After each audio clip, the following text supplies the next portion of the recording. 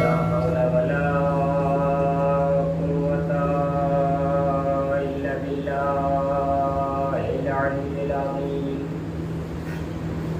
أعوذ بالله من الشيطان اللعين الرجيم. بسم الله الرحمن الرحيم. الحمد لله الذي هدانا لهذا وما كنا لنهتدي لولا أن هدانا الله. لقد جاءت رسل ربنا بالحق والصلاة والسلام والتحية والإكرام على مولانا سيدنا وحبيب طبيب قلوب أنفسنا أبي القاسم محمد.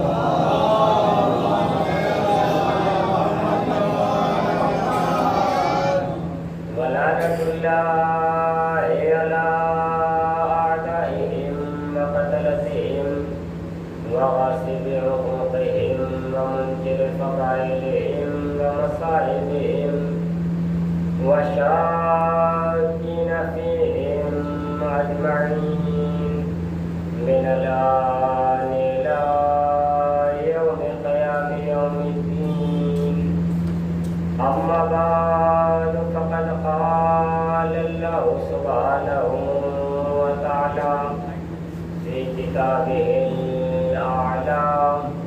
بسم الله الرحمن الرحيم. ولتكن منكم أمة يدعون إلى الخير ويأمرون بالمعروف وينهون عن المنكر وأولئك هم المفلحون. صلوات الله. اللهم صل على محمد وآل محمد. ابتدائے سخن میں ہی جو جوانان اور میرے بڑے بھائی کافی پیچھے بیٹھے ہوئے ہیں، ان سے بدست ادب گزارش ہے کہ آگے بہت جگہ خالی ہے، لہذا ایک صلوات پڑھتے ہوئے آگے آنے کی اللهم صل على محمد وآل محمد. کیونکہ اگر آگے کی جگہ خالی ہو اور دیواروں کا سہارا لیا جائے تو یہ اچھا نہیں لگتا ہے، جبکہ جگہ یہاں دیکھیے کتنی ہے، وہ الحمدللہ یہاں آپ تھوڑا تھوڑا زحمت فرما لیں، ذرا سا آگے آ جائیں، آج مجلس دیر تک ہوگی. ایک صلوات پڑھے پر محمد.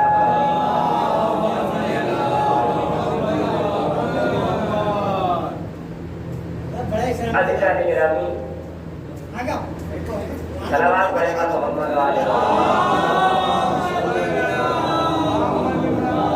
محمد. چلیے بیٹھا رہنے دیجیے، کوئی مسئلہ نہیں ہے، انشاءاللہ 11 بجے تک تو آج مجلس چلے گی. ایک بابا کے بلند صلوات پڑھیں. اللهم صل على محمد وآل محمد. آپ دیکھ لگا کے آرام سے بیٹھے رہیے گا، انشاءاللہ پڑھتے رہیں گے. ایک ذرا جدی جات کی صلوات پڑھیں. اللهم صل على محمد وآل محمد. عزیزان گرامی، خالق کائنات، مالک ارض و سماوات، دو جہاں کا پالنے والا رب العزت، وہ پروردگار عالم جس نے انسان کو خلق کرنے کے بعد اپنے آپ کو احسن الخالقین کا لقب دے دیا، وہ پروردگار عالم کہ جس نے ہدایت انسانی کے لیے کائنات میں انبیاء بھیجے، اولیاء بھیجے، اوصیاء بھیجے، ان کے اوپر صحیفے نازل کیے، کتابیں نازل کی.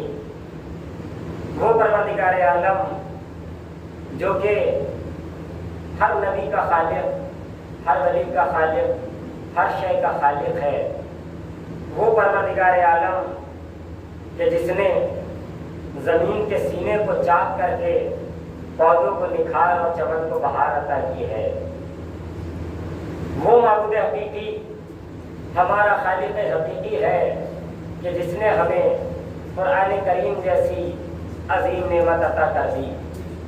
اور عزیزان گرامی، قرآن کریم اللہ کی وہ متبرک اور بابرکت کتاب ہے کہ جس کے بارے میں ارشاد ہو رہا ہے کہ لا ريب ولا يابس الا في کتاب مبین، کہ کوئی خوشگوار ایسا نہیں ہے کہ جس کا تذکرہ اس قرآن کریم میں نہ ہو۔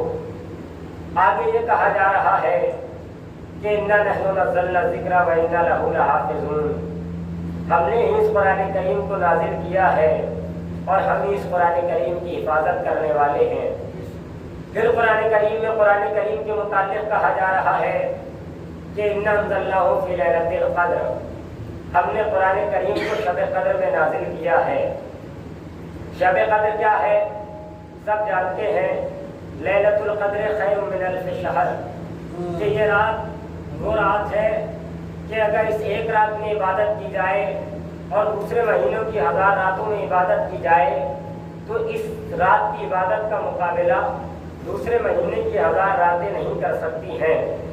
عزیزان گرامی، بڑی آسانی کے ساتھ اور آہستہ سے جملہ آپ کے حوالے کر دوں کہ جس رات میں قرآن کریم نازل ہوا ہے وہ رات اتنی افضل ہو گئی، اتنی برتر ہو گئی کہ اس رات کا مقابلہ دوسری 1000 راتیں مل کر کرنا چاہیں تو نہیں کر پاتی ہے۔ تو عزیزو، جب جس رات میں قرآن نازل ہو جائے اس رات کا مقابلہ دوسری 1000 راتیں نہیں کر سکتی، تو جس ذات پر قرآن نازل ہو جائے اس ذات کا مقابلہ ایسی ویسی ذاتیں کیسے کر سکتی ہے؟ صلوات پڑھے گا محمد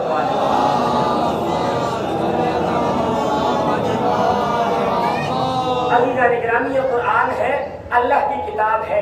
پروردگار عالم نے یہ اپنی کتاب جو نازل کی ہے تو اس سے پہلے بھی کتابیں نازل کی ہیں۔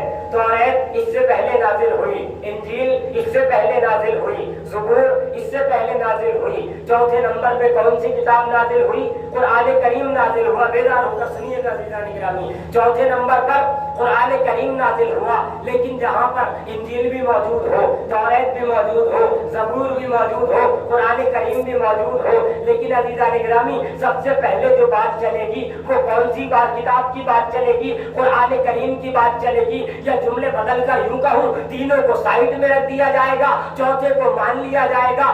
جب تک عزیزان گرامی تینوں کو سائڈ میں رکھ دیا جائے گا، عزیزان گرامی یعنی یہ کہا جائے کہ اگر قرآن بھی موجود ہو، انجیل بھی موجود ہو، زبور بھی موجود ہو تو آئی بھلے سے چوتھے نمبر پہ ہے، آخر میں ہے، لیکن انجیل سے بھی اعلیٰ ہے، زبور سے بھی اعلیٰ ہے، توریت سے بھی اعلیٰ ہے۔ اب نہ کہنا کہ علی چوتھے ہے، چوتھے ہو تو وہ پروردگار کے اعتبار سے خلیفہ چوتھے ہے، تمہارے اعتبار سے نہیں ہے۔ وہ آئے تو چوتھے نمبر پہ ہے، مگر پہلا بھی کچھ نہیں، دوسرا بھی کچھ نہیں، تیسرا بھی کچھ نہیں ہے۔ یہی ایک ہے جو کائنات کا ولی بھی ہے، کائنات سے اعلیٰ بھی ہے، کائنات سے بالا بھی ہے، اور ساری کائنات کا مولا بھی ہے۔ ایک صلوات پڑھے کر محمد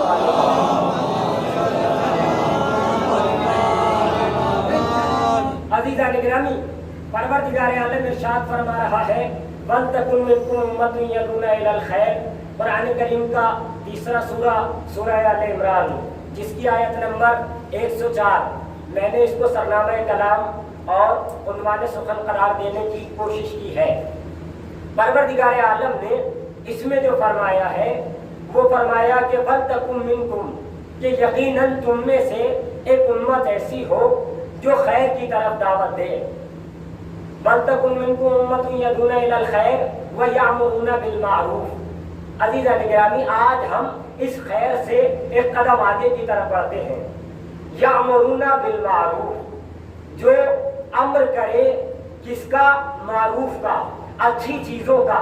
اب یہ معروف کیا ہے عزیزان گرامی؟ معروف کسے کہتے ہیں؟ یہ معروف کوئی نام کسی کا رکھ دیا وہ معروف نہیں ہے، بلکہ نیکی، اچھی چیز جس کو عقل انسانی پہچانتی ہو اور شریعت نے اس پر یہ حکم لگایا ہو کہ یہ بات صحیح ہے، اس کو کہا جاتا ہے معروف۔ معروف بنا ہے معرفہ سے، معرفہ یعنی شناخت شدہ، جس کو پہچان لیا گیا ہو اس کو کہا جاتا ہے معرفہ سے بنا ہے۔ یہ معرفہ یعنی جس کی ہمیں پہچان ہے۔ اب عزیزان گرامی امام حسین کا مشن بھی کیا ہے؟ آپ فرماتے ہیں جب نکلتے ہوئے جب مدینے سے خارج ہو رہے تھے نکل رہے تھے تو کیا فرمایا تھا؟ انی لمخرج شیء ولا بطرا ولا مفسد ولا ظالما انما خرجت لطلب الاصلاح فی امت جدی واسیرا بسیرت جدی و ابی. اور کیا فرمایا؟ اريد ان امر بالمعروف کہ میں امر بالمعروف کرنا چاہتا ہوں. ادھر قرآن بھی کہہ رہا ہے کہ امر بالمعروف کرو، ادھر امام حسین نے قرآن کی آیت پہ عمل کرتے ہوئے اپنا سفر کا جو ہے آغاز کیا ہے. اور سفر جو کیا ہے تو امر بالمعروف کے لیے کیا ہے. بھائی اس سفر کی ضرورت کیوں پڑی عزیزان گرامی؟ اس سفر کی ضرورت اس لیے پڑی کہ جب معاویہ کا اس دنیا سے گزر ہو گیا اور اس کا بیٹا اس کا جانشین بنا تو اس نے کیا کیا؟ امام سے کہا کہ ان سے بھی بیعت لی جائے. ایک خط لکھا کس کو؟ امام کے نام، جو کہ ولید کے ہاتھوں آیا تھا. ولید نے وہ خط امام حسین علیہ السلام کے پاس بھجوایا. بھجوانے کے بعد امام کو بلایا کہ آؤ اور ہمارے قصر میں آ جاؤ، ہمارے محل میں آ جاؤ اور آ کے بیعت کر لو. لیکن عزیزان گرامی جب امام گئے، امام نے جانے کے بعد کہا کہ تم مجھ سے بیعت لینا چاہتا ہے؟ اچھا بیعت لینے کے لیے تو بہت لوگ تھے مگر یہ خاص طور سے امام حسین سے کیوں لی جا رہی تھی؟ عزیزان گرامی مدینے میں 5 لوگ ایسے تھے جن سے آسانی سے بیعت نہیں لی جا سکتی تھی، جس میں سب سے اہم شخصیت کا نام تھا حسین ابن علی. ان سے ہی بیعت لینا چاہیے یزید نے. اور جب بلایا امام کو خط دکھایا، امام نے فوراً کہا وعلی الاسلام السلام، ایسے اسلام پر سلام ہو کہ جس کا رہنما یزید جیسا شراب خور انسان بن جائے. امام فرماتے ہیں کہ میں اس کی بیعت کیسے کر لوں؟ وہ تو شارب الخمر ہے، وہ تو ایسا ہے جو ضلالتوں میں ہے، وہ تو ایسا ہے جو گمراہی میں ہے. اس کا مشن کچھ اور ہے، میرا مشن کچھ اور ہے. یزید کا مشن کیا تھا؟ یزید یہ چاہتا تھا کہ دین اسلام مٹ جائے. حسین یہ چاہتے تھے کہ دین اسلام بچ جائے. یزید یہ چاہتا تھا کہ میں اپنی مرضی سے دین اسلام میں جو چاہے کروں. حسین یہ چاہتے تھے کہ پروردگار عالم کی مرضی سے ہی اسلام آگے بڑھتا رہے. یزید یہ چاہتا تھا کہ حکومت میری ہو جائے، جیسے میں چاہوں ویسا کرتا رہوں. حسین یہ چاہتے تھے حکومت اللہ کی ہو جائے، حکومت رسول کی ہو جائے، جو اللہ چاہتا ہے جو رسول چاہتے ہیں وہ ہو. یزید یہ چاہتا تھا کہ میں اس میں گمراہیاں کر دوں، میں تبدیلیاں کر دوں، میں ضلالت کر دوں، میں جو ہے قرآن کریم کی آیات کو بدل دوں. حسین یہ چاہتے تھے کہ جیسے قرآن کی آیات باقی ہے ویسے کہ ویسے ہی باقی رہے. یہ کیا چاہتا تھا عزیزان گرامی؟ یزید تمام تر خرابیاں جو ہو سکتی ہیں وہ ساری کی ساری خرابیاں یزید میں پائی جاتی تھیں. امام نے ولید کا سامنا کرتے ہوئے کہا کہ تو مجھے ایسے کی بیعت کرنے کو کہتا ہے جو شارب الخمر ہے، جو گمراہیوں میں ہے، جو حیوانات سے کھیلنے والا ہے، جو بندروں سے کھیلنے والا ہے، جو اس لائق نہیں ہے کہ وہ منبر پر آئے، جو اس لائق نہیں ہے کہ وہ لوگوں کی ہدایت کرے. تو مجھے کس انسان کی بیعت کرنے کو کہہ رہا ہے؟ تو مجھے اس کی بیعت کرنے کو کہہ رہا ہے جو خود بھی گمراہ، اس کا باپ بھی گمراہ، اس کا دادا بھی گمراہ، اس کا نانا بھی گمراہ، اس کی والدہ بھی گمراہ، سب کے سب اس کا پورا جتنا شجرہ ہے، شجرہ خبیثہ اس کا شجرہ ہے. امام نے کہا تجھے پتا نہیں اس کا شجرہ شجرہ خبیثہ ہے، میرا شجرہ شجرہ طیبہ ہے. میرا شجرہ وہ شجرہ ہے کہ جو کائنات میں سب سے اوپر ہے. اب عزیزان گرامی اگر امام یزید کی بیعت کر لیتے تو یہ امام ہی بیعت نہیں کرتے. جس طرح سے یزید کی بیعت یزید جو چاہ رہا تھا، ولید جو چاہ رہا تھا کہ یہ حسین یزید کی بیعت کر لے، تو ولید کا عزیزوں اکیلا نہیں تھا اس معاملے میں. ولید کے ہاتھوں پہ دوسرے ہاتھ بھی رکھے ہوئے تھے. ولید کے ہاتھوں پہ اس کے باپ کا ہاتھ تھا اور اس کے اوپر یزید کا ہاتھ تھا. یزید کے اوپر یزید کے باپ معاویہ کا ہاتھ تھا. اس کے اوپر ابو سفیان کا ہاتھ تھا. اس کے اوپر شداد کا ہاتھ تھا. اس کے اوپر نمرود کا ہاتھ تھا. اس کے اوپر حامان کا ہاتھ تھا. اس کے اوپر فرعون کا ہاتھ تھا. اس کے اوپر شیطان کا ہاتھ تھا. اب ادھر دیکھیے، ادھر حسین تھے، ادھر حسین کے اوپر بھی ہاتھ تھا، لیکن کس کا ہاتھ تھا؟ ادھر حسین تھے، ادھر حسین کے ہاتھ کے اوپر حسن کا ہاتھ تھا. حسن کے اوپر علی کا ہاتھ تھا. علی کے ہاتھ پہ ابو طالب کا ہاتھ تھا. ابو طالب کے ہاتھ پہ رسول کا ہاتھ تھا، رسول کے ہاتھ پہ ابراہیم کا ہاتھ تھا، ابراہیم کے ہاتھ پہ اسماعیل کا ہاتھ تھا، اسماعیل کے ہاتھ پہ یعقوب کا ہاتھ تھا، یعقوب کے ہاتھ پہ یونس کا ہاتھ تھا، یونس کے ہاتھ پہ یوسف کا ہاتھ تھا، یوسف کے ہاتھ پہ زکریا کا ہاتھ تھا، زکریا کے ہاتھ پہ یوشع کا ہاتھ تھا، یوشع کے ہاتھ پہ موسیٰ کا ہاتھ تھا، موسیٰ کے ہاتھ پہ یحییٰ کا ہاتھ تھا، یحییٰ کے ہاتھ پہ آدم کا ہاتھ تھا۔ یعنی معلوم یہ ہو رہا ہے کہ اگر حسین بیعت کر لیتے تو عزیزان گرامی ہم کہتے ہیں نا، زیارتوں میں پڑھتے ہیں کہ یہ بیعت اکیلے حسین نہیں کرتے، بلکہ ہم زیارتوں میں پڑھتے ہیں السلام علیکہ یا وارث آدم صفوۃ اللہ، السلام علیکہ یا وارث نوح نبی اللہ۔ یہ بیعت حسین نہیں کرتے، بلکہ یہ بیعت ایسے ہوتی گویا حسین نے یزید کی بیعت نہیں کی، بلکہ عزیزان گرامی ابو طالب نے ابو سفیان کی بیعت کر لی، رسول اکرم نے ابو جہل کی بیعت کر لی، رسول اکرم نے ابو لہب کی بیعت کر لی۔ ایسا ہوتا کہ جیسے جناب ابراہیم نے نمرود کی بیعت کر لی، ایسا ہوتا جیسے موسیٰ نے فرعون کی بیعت کر لی، ایسا ہوتا جیسے جناب آدم نے معاذ اللہ شیطان کی بیعت کر لی۔ عزیزان گرامی یہ حسین کی تنہا بیعت نہیں ہوتی، یہ سب کی بیعت ہوتی۔ اس لیے حسین نے کہا میں ہرگز اور ہرگز بیعت نہیں کروں گا، اور میں نہیں کروں گا، بلکہ یہ کہا مثلی لا یبایع مثلا، میرے جیسا تیرے جیسے کی بیعت نہیں کرے گا۔ عزیزان گرامی اس سے دو باتیں واضح ہو گئیں۔ حسین اگر یہ کہتے کہ میں تیری بیعت نہیں کروں گا، اس سے یہ بات واضح ہو گئی کہ حسین نے کہا میرے جیسا، یعنی حسین بھی کئی ہے اور یزید بھی بہت سارے ہیں، یزید بھی بہت سارے ہیں، ہر دور میں یزید پایا جائے گا۔ مگر عزیزان گرامی آج بھی یزید کے حامی مل جا رہے ہیں، اور یزید کو کون سا لقب دے رہے ہیں؟ رضی اللہ، کہ یزید جو ہے جناب والا رضی اللہ ہے۔ کس نے کہا ہے یہ؟ ذاکر نائک نے، سب کو معلوم ہے۔ کم وقت نے یزید تک کو رضی اللہ کہہ دیا ہے۔ اور ایک بات اور، ایک صاحب کی میں سن رہا تھا ویڈیو یوٹیوب پر، وہ تو کہتے تھے کہ جناب امام حسین علیہ السلام، آپ پڑھتے ہیں شیعہ حضرات کہ امام حسین بڑے کریم تھے۔ صحیح ہے، بہت کریم تھے امام حسین، کہ بڑے مہربان تھے، بڑے مہربان تھے، صحیح بات ہے۔ بڑے بخشنے والے تھے، صحیح بات ہے، بڑے بخشنے والے تھے، بڑے مہربان تھے، ہاں صحیح بات ہے۔ تو کہنے لگے کہ جب مہربان بھی مانتے ہو، جب حسین کو کریم بھی مانتے ہو، جب حسین کو بخشنے والا بھی مانتے ہو، تو ممکن ہے کہ حسین روز قیامت یزید کو بخش دے، اس لیے یزید پر لعنت مت کیا کرو۔ ہم نے کہا اچھا جناب والا، یزید پر لعنت نہ کیا کرے، حسین بخش دیں گے، حسین بڑے کریم ہے۔ کہا ہاں بات تو صحیح ہے، حسین بڑے کریم ہے۔ ہم نے کہا آؤ، اپنی بات میں اپنے آپ ہی پھنس گئے، بڑے کریم ہے۔ ہم نے کہا حسین زیادہ کریم ہے یا اللہ زیادہ کریم ہے؟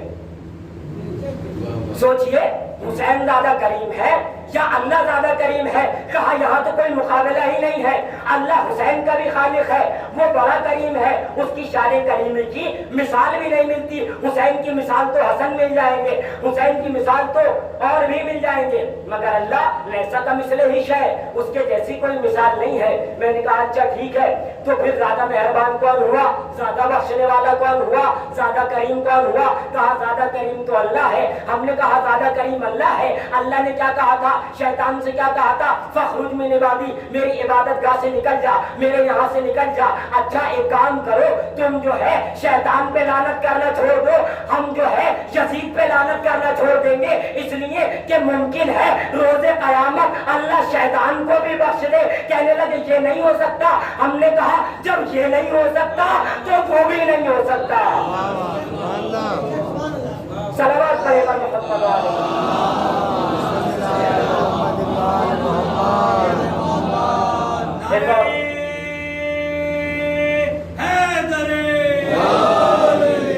عزیزوں، یہ نہیں ہو سکتا تو وہ بھی نہیں ہو سکتا ہے۔ اب عزیزوں یہ حسین کی مجلسیں ہیں، یہ مجلسیں میں متعدد مجالس میں اور مسلسل مجالس کی فضیلت، فرش عزا کی فضیلت، عزاداروں کی فضیلت بیان آپ حضرات کے سامنے کر رہا ہوں۔ عزیزوں ہمیشہ دعا کیا کیجئے کہ پروردگار ہمیں عزادار بنا دے، ہمیشہ دعا کیا کیجئے۔ اور میری دعا تو یہی رہتی ہے، ایک صلوات پڑھیں محمد و علیہ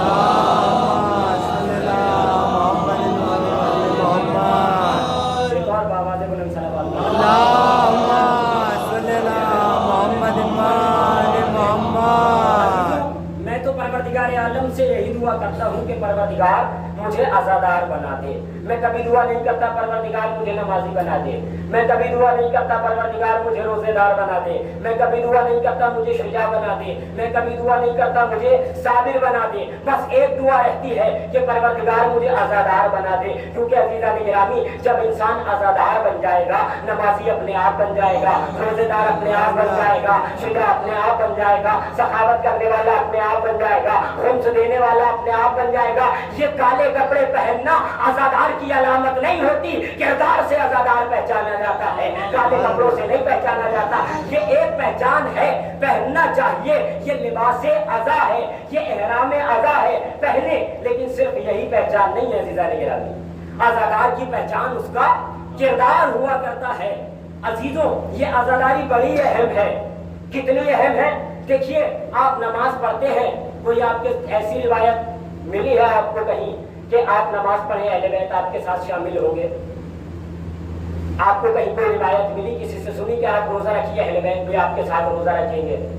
کہیں کوئی روایت ملی کہ آپ خمس دیجیے اہل بیت بھی آپ کے ساتھ آ کر کے خمس دیں گے؟ مگر ہمیں یہ روایت مل گئی کہ آپ عزاداری حسین کیجئے, مجلسوں میں آئیے, یہاں ہم بھی آپ کے ساتھ آئیں گے, یہاں ہم بھی بیٹھیں گے آ کر کے. یہ تو روایت ہے عزیزان گرامی, یہ ہے عزاداروں کی عظمت, یہ ہے عزاداری کی عظمت. لوگوں نے عزاداری پہ پہرا لگانا چاہا تھا کہ عزاداری رک جائے, لیکن نہیں رکی. کتنی کوششیں کی گئیں, میں نے تمام باتیں کل عرض کر دی تھی آپ کے سامنے, کوششیں کر دی گئیں اور لوگوں نے تمام تر دھمکیاں دے دی کہ صاحب اب کیسے اگر آؤ گے کربلا میں تو فلاں اڑا دیں گے, فلاں کام کر دیں گے, اتنا کر دیں گے, اتنا کر دیں گے اور جانے نہیں دیں گے. لیکن عزیزوں جیسے جیسے دشمن یہ کہتا گیا کہ اب نہ آنا, ویسے ویسے ادھر سے مراجے کہتے گئے کہ جاؤ, اتنا زیادہ جاؤ, جتنا روکے اتنا زیادہ جاؤ.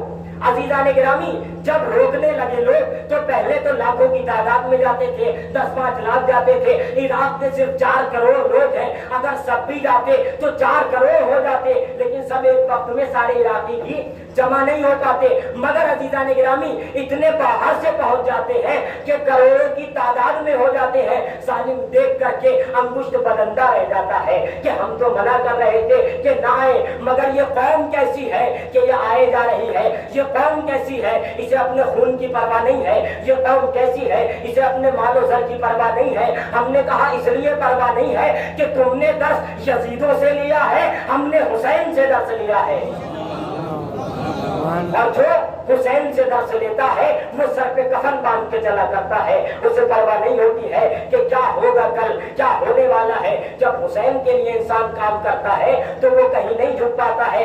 عزیزان گرامی اور جگہ بھی لوگ جاتے ہیں, اور جگہ بھی مسلمان جاتے ہیں, لیکن کتنے جاتے ہیں عزیزان گرامی؟ جہاں جانا ہر مسلمان کے لیے واجب ہے وہاں پہ تو پابندی لگی ہوئی ہے کہ 20 لاکھ آ سکتے ہیں, 25 لاکھ آ سکتے ہیں, 50 لاکھ آ سکتے ہیں. لیکن جہاں جانا واجب بھی نہیں ہے. واجب کا مطلب کیا ہے عزیزان گرامی؟ واجب یعنی ضروری, واجب یعنی لازمی. واجب نہیں کیا تو گویا ہم نے ایک واجب کام, ضروری کام انجام نہیں دیا. حج کرنا واجب ہے لیکن پابندی ہے کہ 1 سال میں اتنے جا سکتے ہیں, 1 سال میں اتنے جا سکتے ہیں. مگر حسین کی زیارت مستحب ہے. مستحب کے ہوتے ہوئے بھی لاکھوں نہیں, 10 لاکھ نہیں, 20 لاکھ نہیں, کروڑوں کی تعداد سے جا رہے ہیں. اور ایک بات اور ہے کہ جب وہاں لاکھوں جاتے ہیں جہاں 25-30 لاکھ 50 لاکھ کی پابندی ہے تو کیا کرتے ہیں, جو پانی کی بوتل مثال کے طور پر 2 ریال کی ہے وہ 10 ریال کی کر دیا کرتے ہیں. ان کو عزیزان گرامی امام سے نہیں بلکہ اللہ کے گھر سے کمائی کا ذریعہ بنا رکھا ہے. اللہ کے گھر کو یہ اللہ کا گھر ہے کہ جہاں لوگ جا رہے ہیں تو 2 روپے کی چیز 10 روپے میں کر دی جا رہی ہے. وہ حسین کا گھر ہے کہ جہاں پر 10 روپے کی چیز فری میں کر دی جا رہی ہے کہ آتے رہو, پیتے رہو, کھاتے رہو, لٹاتے رہو, دیتے رہو. ایک صلوات پڑھے پر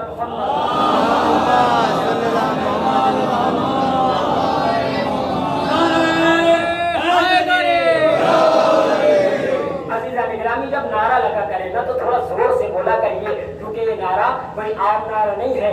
یہ نعرہ وہ نعرہ ہے کہ جس کے لیے اگر یہ کہا جائے کہ نبی اکرم حضرت محمد مصطفیٰ صلی اللہ علیہ وسلم ارشاد بابرکت ہے، آپ فرماتے ہیں زینوا مجالسکم بذکر علی ابن ابی طالب کہ اے لوگوں، اے میرے چاہنے والوں، اے مومنوں، اپنی مجالس کو علی کے ذکر سے زینت دو۔ تو عزیزان گرامی، جیسے کسی کے لب پہ نعرہ حیدری آتا ہے، فوراً سب کے لبوں پر یا علی آتا ہے، نعرہ سب نے لگایا ہے، آدم سے لے کر کے خاتم تک نے نعرہ لگایا ہے۔ کیسے نعرہ لگایا تھا؟ آدم نے کہا تھا میرے علم کا نعرہ، موسیٰ نے کہا تھا میری ہیبت، موسیٰ نے کہا تھا میری ہیبت کا نعرہ، عیسیٰ نے کہا تھا میرے زہد کا نعرہ، یعقوب نے کہا تھا میرے لہن کا نعرہ، یوسف نے کہا تھا میرے حسن کا نعرہ، ممبر نے کہا میرے خطیب کا نعرہ۔ پھر عزیزان گرامی معراج کے بستر کو جوش آیا، کہا ہمارے وہاں پر ملنے والے کا نعرہ۔ پھر بستر کو جوش آیا، کہا میرے سونے والے کا نعرہ۔ ممبر سلونی کو جوش آیا، کہا میرے خطیب سلونی کا نعرہ۔ پھر عزیزان گرامی قمر کو جوش آیا، ہمارے آقا کا نعرہ۔ موسیٰ نے کہا ہمارے مولا کا نعرہ، میثم نے کہا ہمارے آقا کا نعرہ، مقداد نے کہا ہمارے آقا کا نعرہ، قمر نے کہا ہمارے مولا کا نعرہ۔ پھر عزیزان گرامی حسنین نے کہا ہمارے بابا کا نعرہ، فاطمہ نے کہا میرے شوہر کا نعرہ، اللہ نے کہا میرے ولی کا نعرہ، مصطفیٰ نے کہا میرے وسیع علی کا نعرہ۔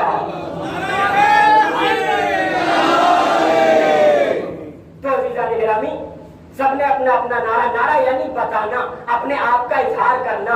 اگر اظہار نہ کرتے، لوگ کہتے ہیں صاحب اہل بیت اطہار کے ہی فضائل بیان کرتے رہتے ہو، علی کے اور آل علی کے ہی فضائل بیان کرتے رہتے ہو۔ عزیزان گرامی ہماری اتنی قوت ہی نہیں ہے کہ ہم ان کے فضائل بیان کر سکیں، کیونکہ نبی اکرم حضرت محمد مصطفیٰ صلی اللہ علیہ وسلم آپ کا ارشاد بابرکت ہے کہ لا ابن ریاض اقلام، کہ اگر سارے کے سارے جو ہے یہ پیڑ شجر قلم بن جائیں، سارے کے سارے سمندر سیاہی بن جائیں، والجن حساب اور جن اور انسان حساب کتاب کرنے والے ہو جائیں، ما احصوا فضائل علی ابن ابی طالب، تب بھی علی ابن ابی طالب کے فضائل کا احصاء نہیں کر سکتے۔ تو عزیزان گرامی ہم کہاں اتنے فضائل بیان کرتے ہیں، ہم میں اتنی توانائی نہیں ہے، ہم میں اتنی قوت نہیں ہے کہ ہم اہل بیت کے فضائل بیان کر سکے۔ یہ تو مالک کائنات کا کرم تھا کہ اس نے کہا کہ تم جو ہے اگر فضائل بیان کرنا چاہتے ہو، اگر یہ دیکھنا چاہتے ہو کہ یہ اہل بیت کون ہے، عزیزوں ہم نے اپنی طرف سے کوئی چیز بیان نہیں کی، اس لیے کہ ہم میں اتنی قوت ہی نہیں ہے، ہم میں اتنی طاقت ہی نہیں ہے، ہم میں اتنی سکت ہی نہیں ہے۔ ہم نے تو قرآن کو دیکھا، بیان کر دیا، قرآن نے ان کی شجاعت بیان کی، ہم نے قرآن سے لے کر شجاعت بیان کر دی، قرآن نے ان کی سخاوت بیان کی، ہم نے وہاں سے اٹھا کر کے سخاوت بیان کر دی، قرآن کریم نے ان کی عبادت بیان کی، ہم نے وہاں سے اٹھا کر کے ان کی عبادت بیان کر دی، قرآن کریم نے ان کی طہارت بیان کی، ہم نے وہاں سے اٹھا کر ان کی طہارت بیان کر دی، قرآن کریم نے ان کی جتنی چیزیں تھیں ساری کی ساری قرآن بیان کرتا گیا، ہم قرآن سے لیتے گئے اور پہنچاتے گئے۔ عزیزان گرامی ہم نے بس غلطی اتنی کر دی کہ جیسا جیسا قرآن میں تھا ویسا ویسا پہنچا دیا، اور تم نے گناہ یہ کر دیا کہ جیسا جیسا قرآن میں تھا ویسا ویسا نہیں پہنچایا، بلکہ اپنے اجداد کی سیرت پہنچائی، رسول کی سیرت نہیں پہنچائی۔ عزیزان گرامی اگر ایسا ہو جاتا کہ نبی اکرم کی سیرت پہنچ جاتی تو مسئلہ کچھ اور ہی ہوتا۔ یہاں پر امام حسین علیہ السلام نے کہا کہ میں یا مجھ جیسا یزید کی بیعت ہرگز نہیں کر سکتا ہے۔ اب جب بیعت نہیں کر سکتے تو کیا کام کیا کہ میں نکلوں گا کس لیے؟ امر بالمعروف کے لیے، اور دوسرا پارٹ نہی عن المنکر کے لیے، بری چیزوں سے روکنے کے لیے۔ عزیزوں امام حسین علیہ السلام اور یزید کو ایک مرتبہ اگر کمپیئر کر کے دیکھیں، اگرچہ مقابلہ کرنے والی تقابل کرنے والی کوئی چیز ہے ہی نہیں، کیونکہ عزیزان گرامی روشنی کو اندھیرے سے کیسے تقابل کیا جا سکتا ہے، ایک عرش والے کو فرش والے سے کیسے تقابل کیا جا سکتا ہے، ایک جاہل کو ایک عالم سے کیسے تقابل کیا جا سکتا ہے، یا یہ کہہ دوں ایک علم لدنی کے مالک کو زمین کی تہوں میں دھسے ہوئے انسان سے کیسے مقابلہ کیا جا سکتا ہے۔ مقابلے کا کوئی وجود ہی نہیں ہے کہ مقابلہ کیا جائے۔ عزیزوں ذات امام حسین وہ ہے کہ یزید اندھیروں میں اور گمراہیوں میں پیدا ہوا ہے، حسین اندھیروں میں اور گمراہیوں میں پیدا نہیں ہوئے ہیں بلکہ پروردہ آغوش بطول ہیں۔ حسین وہ ہے کہ جب اس کائنات میں آئے تھے تو آنے کے بعد سب سے پہلے عزیزان گرامی آسمان والے کو بخشا تھا، آسمان والے کو شفا عطا کی تھی۔ کیا شان ہے عزیزو امام حسین کی. جب امام حسین اس کائنات میں آئے ہیں تو چاروں طرف خوشیوں کا ماحول تھا. 4 ہجری تھی، 3 شعبان تھی جب امام حسین اس کائنات میں تشریف لا رہے تھے. اور عزیزوں جب امام تشریف لا رہے تھے ہر طرف مسرت تھی، ہر طرف خوشیوں کا ماحول تھا، سب کو خوشی مل رہی تھی. گویا خانہ کعبہ خوش ہو رہا تھا کہ آج ایک ہادی آ گیا ہے، قرآن خوش ہو رہا تھا کہ آج ایک مفسر آ گیا ہے، بطول خوش ہو رہی تھی میری راحت جان آ گئی ہے، رسول خوش ہو رہے تھے کہ میرے دین کا محافظ آ گیا ہے، حسن مجتبیٰ خوش ہو رہے تھے کہ میرا قوت بازو آ گیا ہے. عزیزوں ہر طرف خوشیوں کا ماحول تھا. اسی خوشیوں کے ماحول میں ایک مرتبہ جب حسین اس کائنات میں آتے ہیں تو جناب صفیہ خواہر جناب حمزہ، اب نبی اکرم کو جیسے ہی خبر ملی کہ میرے گھر شہزادہ آیا ہے، نبی اکرم آگے بڑھے.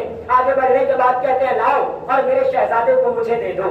اب جناب صفیہ آ کے کہتی ہیں کہ یا نبی اللہ ابھی بچے کو غسل نہیں دیا گیا ہے. غسل مولود مستحب ہے نا، جب بچے کی ولادت ہو اس کے بعد غسل دیا جاتا ہے. یہ غسل مستحب ہے جسے غسل مولود کہا جاتا ہے.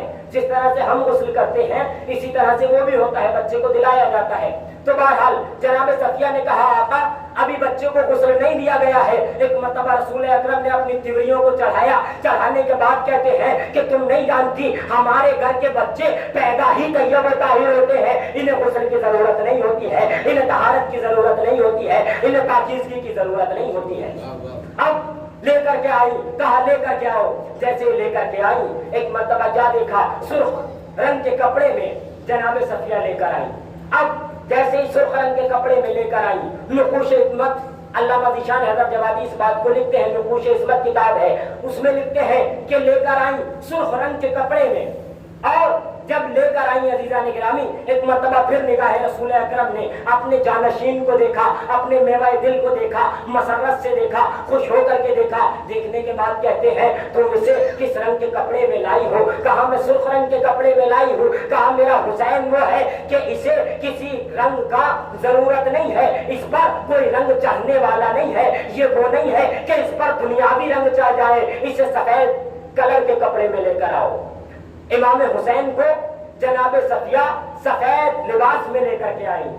اب نبی اکرم کی آغوش میں آ گئے. روایات کہتی ہیں کہ امام حسین علیہ السلام کی ذات بابرکت وہ ذات ہے جن کے متعدد امتیازات ہیں، جن میں ایک اہم امتیاز یہ ہے کہ پروردگار عالم نے امام حسین علیہ السلام کو حیات شکم مادری جو دی ہے وہ 6 مہینے کی عطا کی ہے. 3 لوگ ہیں جنہیں پروردگار عالم نے کائنات میں 6 مہینے کی حیات شکم مادری عطا کی ہے. یعنی وہ شکم میں جو رہے ہیں تو 6 مہینے رہے ہیں. ایک جناب عیسیٰ ہے، جناب یحییٰ ہے اور امام حسین علیہ السلام ہے.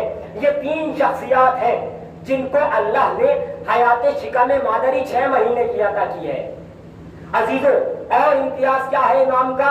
ایک امتیاز یہ بھی ہے کہ پروردگار عالم نے امام حسین علیہ السلام کو جب اس کائنات میں بھیجا تو بھیجنے کے بعد متعدد صفات کا مالک بنایا. ایک صفت یہ بھی دی، وہ شہادت کی عوض دی کہ اے حسین میں نے تیرے لیے 3 باتوں کو مخصوص کر دیا ہے. سب سے پہلی بات یہ ہے کہ شفا کو تیرے روضے پر رکھا ہے حسین. دوسری بات یہ ہے کہ میں نے دعاؤں کی قبولیت کو تیرے روضے پر رکھا ہے. تیسری بات یہ ہے کہ میں نے امامت کو تیری نسل میں قرار دیا ہے. عزیزوں اب یہ جب حسین اس دنیا میں آئے تو آنے کے بعد سب لوگ مبارکباد دینے کے لیے آ رہے تھے. دنیا والے ہی نہیں بلکہ آسمان والے بھی مبارکباد دینے کے لیے آ رہے تھے. جب آسمان والوں کو معلوم ہوا کہ نبی کے یہاں نواسی کی ولادت ہوئی ہے، ایک مرتبہ جناب جبرائیل نے لشکر لیا. لشکر لینے کے بعد فرشتوں کا لشکر لیا اور لے کر کے زمین کی طرف آنے لگے. جیسے ہی زمین کی طرف آنے لگے آپ پہنچ گئے ہوں گے میں کہاں جانا چاہ رہا ہوں، کس واقعے کی طرف اشارہ کرنا چاہ رہا ہوں. راستے میں کون ملا تھا؟ جناب جبرائیل کو فطرس بھی ملا تھا. میں واقعہ نہیں پڑھوں گا، آپ کا سنا ہوا ہے، آگے کی منزل میں لے کر کے چلوں گا. جناب فطرس کو جناب جبرائیل نے اٹھایا اپنے پروں پر، کیونکہ جناب فطرس نے کہا تھا کہ مجھے بھی لے چلو، میں بھی دیکھنا چاہتا ہوں، ممکن ہے کہ اس آنے والے کے صدقے میں مجھے بھی شفا مل جائے، میرے بھی بالوں پر آ جائے۔ لے کر کے آ گئے، یہاں تک آپ نے سنا ہے شفا مل گئی، یہاں تک آپ نے سنا ہے۔ لیکن عزیزان گرامی، جب لے کر آئے تھے نا ایک مرتبہ، جیسے ہی لے کر آئے، آنے کے بعد نبی اکرم کے پاس لے کر آئے، نبی اکرم بھی بیٹھے ہوئے تھے۔ آپ جانتے ہیں نا، اگر کہیں پر دو طبیب ہو، ایک طبیب BOMS ہو اور دوسرا طبیب MBBS اور MD ہو، آپ کس کو دکھائیں گے؟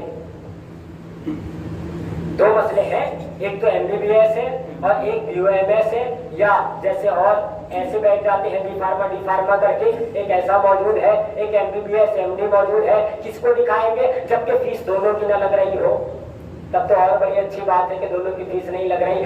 فیس نہ لگ رہی ہو، اس کی بھی فیس نہیں لگ رہی، اس کی بھی فیس نہیں لگ رہی، تو عزیزوں کس کو دکھائیں گے؟ عقل انسانی اس بات کو طے کرتی ہے کہ جو MBBS ہے، جو MD ہے، جو ڈگری ہولڈر ہے، جو بڑا ہے، جس کا تجربہ زیادہ ہے، جس کا سن زیادہ ہے، جس کی عمر زیادہ ہے، جس نے زیادہ مریضوں کو ٹھیک کیا ہے، اس کو دکھائیں گے۔ لیکن عزیزان گرامی، جناب جبرائیل بھی فطرس کو لے کر کے آ گئے ہیں رسول اکرم کے پاس، رسول بھی موجود ہے، یعنی بڑا طبیب بھی موجود ہے، حسین چھوٹا طبیب بھی موجود ہے۔ اب عزیزوں دکھانا کسے چاہیے تھا؟ رسول اکرم سے کہنا چاہیے تھا یا نبی اللہ آپ شفا دے دیجئے، یا نبی اللہ آپ دعا کر دیجئے، لیکن نہیں عزیزان گرامی، کیا کہا؟ رسول خدا سے جیسے ہی کہا کہ یا رسول اللہ اس کے عذاب نازل ہوا تھا، یہ معطوف فرشتہ ہے، اس کو شفا چاہیے، نبی اکرم نے کیا فرمایا کہ اس کو حسین کے گہوارے سے مس کر دو۔ میں کہوں گا یا نبی اللہ گہوارے سے کیوں مس کر آ رہے ہیں؟ حسین کے بدن سے مس کر آئیے، حسین کے بدن سے مس کر آئیے، یہ گہوارے سے کیوں مس کر آ رہے ہیں؟